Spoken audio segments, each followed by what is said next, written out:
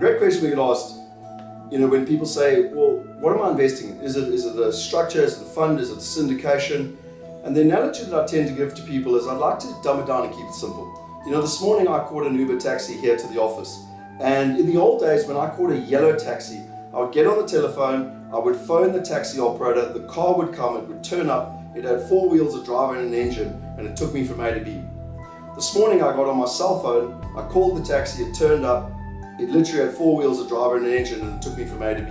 It's exactly the same thing. All that's happened is the technology has made it far more efficient, and it's made it more trustworthy, more transparent, and more accessible for everyone, including myself.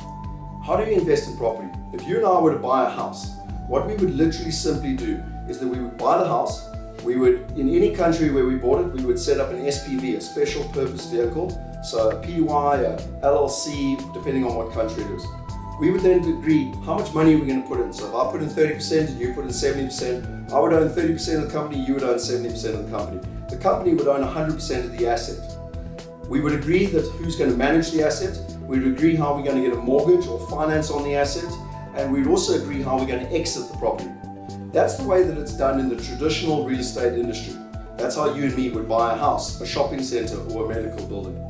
All that we've done is take that exact same model and overlay technology on top and make it far more efficient and effective. Again, more trustworthy, transparent, and accessible. And most importantly, you don't only have to invest with your friends, you can invest with other like-minded investors so that you can get access to the best investments on the planet. And so therefore, in simple terms, are you investing in direct property?